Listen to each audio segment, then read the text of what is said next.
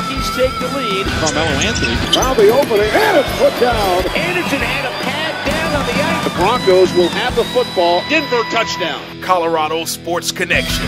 Hello everybody and welcome to Colorado Sports Connection. We're coming to you from Big Bill's New York Pizza in Centennial. I'm your host, Daryl Navarro, and we have another great show for you.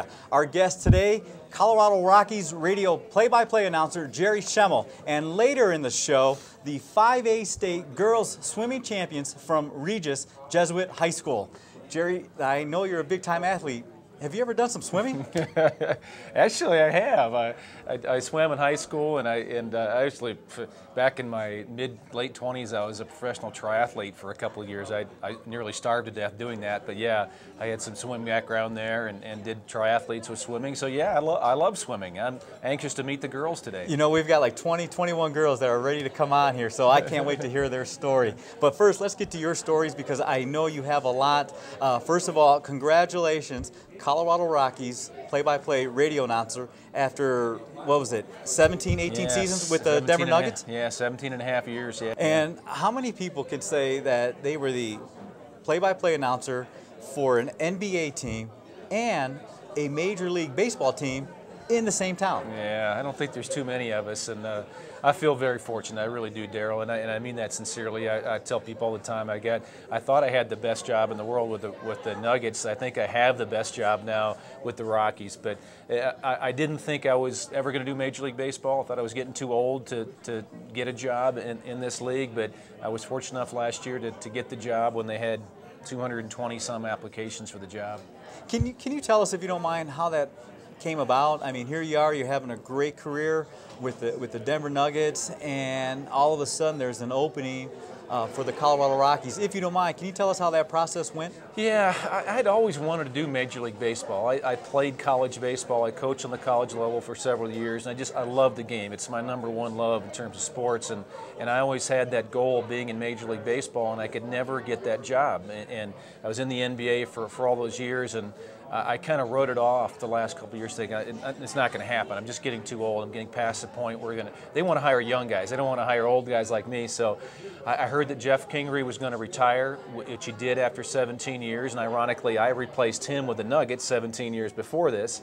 And I heard he was retiring. I just threw my name in the hat. And that's really what it came down to. Was I heard there was an opening. I think it helped that I was in the market, that the radio station, the team knew me a little bit, knew my background.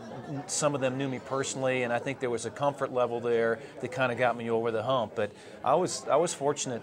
There were a lot of very, very qualified people that did not get the job.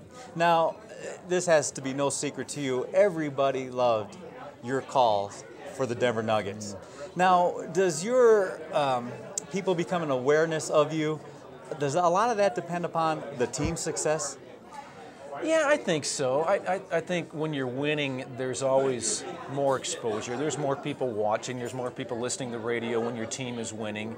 But I think it's those times when your team is not. We had some of those with the Nuggets, as you well know, Daryl, when you really have to be, I think, at the top of your game. And then when people can say, hey, you did a good job even though the team's not very good, that's the ultimate compliment for me. So, yeah, it's great. I mean, it's easy when the team's winning. It's always fun. It's more fun when your team is a winning team, but it's always still a lot of fun. Now, I have to ask you this question. When you're following these teams, and obviously you're a fan of the team, but do you find yourself being more of a fan and rooting for the player more so for the team? Because there has to be some people out there that just, that are just special, and you want good things to happen.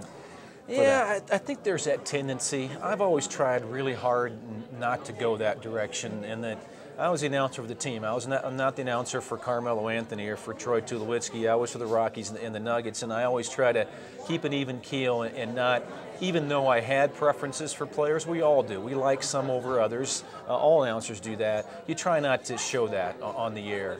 Off the air, nothing wrong with being friends with those kind of guys, but I think you don't show bias. You want to be biased towards your team, not necessarily toward a particular player.